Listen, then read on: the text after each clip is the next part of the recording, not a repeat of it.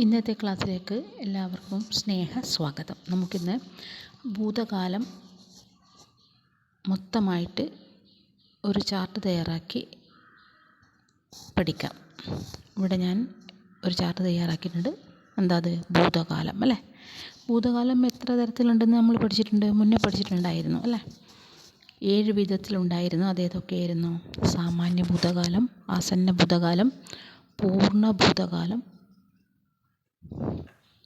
അസന്ദിഗ്ധ ഭൂതകാൽ, അപൂർണ ഭൂതകാൽ, താത്കാലിക ഭൂതകാൽ, ഹേതുമത് ഭൂതകാൽ കേട്ടോ. അങ്ങനെ 7 വിധത്തിലാണ് നമ്മൾ മുന്നേ പഠിച്ചിട്ടുണ്ടായത്. അത് നമുക്ക് ഒറ്റ ട്രിപ്പിന് നമുക്കത് പഠിച്ചെടുക്കാം.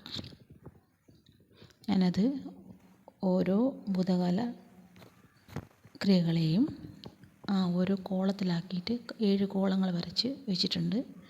നമുക്ക് അതിലൂടെ അതിൻ്റെ വ്യത്യാസങ്ങളൊക്കെ മനസ്സിലാക്കി എടുക്കാം. കണ്ടല്ലോ. ഇനി നമുക്ക് ആദ്യമായിട്ട് ഒരു വാക്യം ശ്രദ്ധിക്കാം. അതിൽ വരുന്ന മാറ്റത്തിലൂടെ നമുക്ക് ഭൂതകാലക്രിയകളുടെ വ്യത്യാസങ്ങൾ മനസ്സിലാക്കിയെടുക്കാം. എന്താണ് ആദ്യത്തെ വാക്യം? ലഡ്ക മൈതാൻ മേ ദൗഡ. അത് സാമാന്യ ഭൂതകാലക്രിയയാണ്. ആസനത്തിൽ വരുമ്പോൾ എന്തായി? ആസന്ന ഭൂതകാലത്തിൽ വരുമ്പോൾ ദൗഡ ഹേ. സന്ദിഗ്ധത്തിൽ വരുമ്പോൾ എന്താവും കുട്ടികളെ? ദൗഡ ഹോക അല്ലേ. ഇനി അടുത്ത് എന്താ വരുന്നത്? പൂർണ്ണഭൂതകാലക്രിയ. പൂർണ്ണമായിട്ട് വരുമ്പോൾ എന്താവും? പൂർണ്ണഭൂതകാലക്രിയ വരുമ്പോൾ ദൗഡ ഥ. അപൂർണത്തിൽ വരുമ്പോഴോ? ദൗഡ്ത ഥ. ഇനി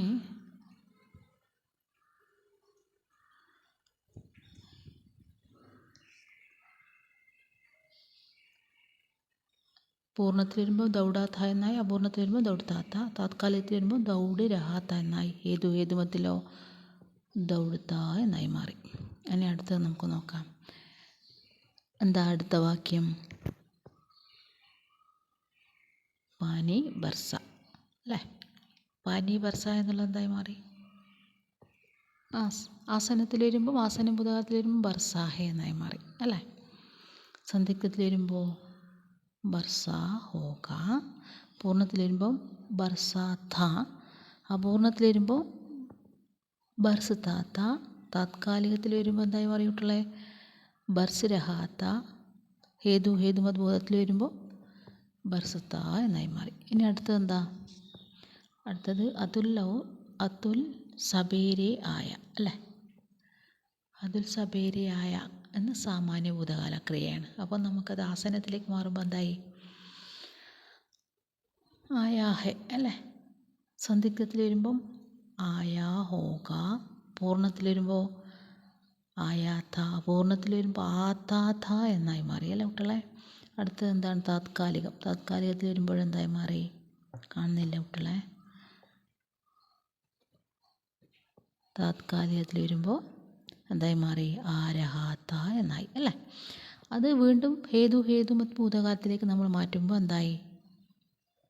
ആത്ത എന്നായി അല്ലേ. പൂർണ്ണ ക്രിയാധാതുവിനോടുകൂടെ താ എന്ന് ചേർക്കുന്നു, ആത്ത എന്ന് ആയി അല്ലേ. ഇനി വീണ്ടും നമുക്ക് മറ്റൊരു വാക്യം നോക്കാം. എന്താ അത്? പിതാജി ദഫ്തർ പഹുഞ്ചെ അല്ലേ. അപ്പം എന്തായി മാറുന്നു?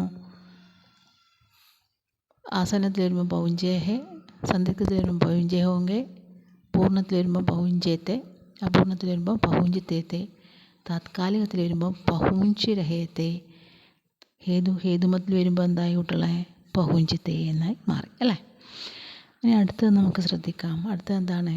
ഷീല മൈസൂർ ഗെയ് അല്ലേ. ഷീല മൈസൂർ ഗെയ്. അപ്പം അത് ഏത് കാലത്തിലാണ്? സാമാന്യ ഭൂതകാലത്തിലാണ്. സാമാന്യ ഭൂതകാലത്തിൽ. നമുക്കത് ആസന്ന ഭൂതകാലത്തിലേക്ക് മാറുമ്പോൾ എന്തായി? ഷീല മൈസൂർ ഗെയ് ഹേ. സന്ദിഗ്ധത്തിൽ വരുമ്പോൾ ഷീല മൈസൂർ ഗെയ് ഹോഗി. പൂർണ്ണഭൂതകാലത്തിൽ വരുമ്പോൾ ഗെയ്ഥി എന്നായി മാറി അല്ലേ. ഗെയ്ഥി. അതുപോലെ അപൂർണത്തിൽ വരുമ്പം ഗയി എന്നുള്ളത് ജാതി തി എന്നായി മാറുന്നു. കട്ടൗട്ടിലെ വീണ്ടും അത് താത്കാലികത്തിൽ വരുമ്പോൾ ജാ രഹി തി എന്നായി വരുന്നു.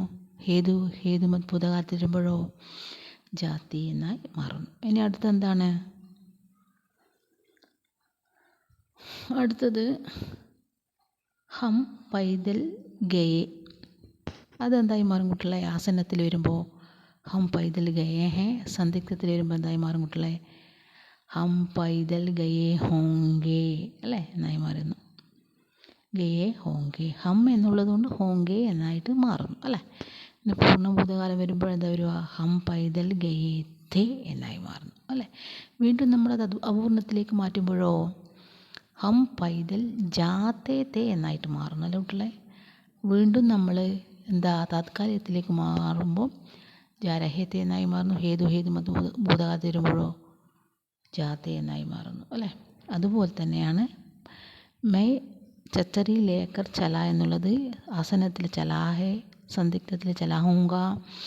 അത് മൈ എന്നുള്ള കർത്താവായതുകൊണ്ട് അല്ലേ. പൂർണ്ണത്തിൽ വരുമ്പം ചലാത്ത, അപൂർണത്തിൽ വരുമ്പം ചെലുത്താത്ത, താത്കാലികത്തിൽ വരുമ്പം ചൽ രഹാത്ത, ഹേതുമത് ഭൂതകാലത്തിൽ വരുമ്പം ചെലുത്ത. വീണ്ടും നമ്മൾ മറ്റൊരു വാക്യം എടുക്കുന്നു, രാമനെ പഠ. അപ്പോൾ എന്തായി മാറുന്നു? രാമനെ പഠാ ഹേ, രാമനെ പഠാ ഹോക.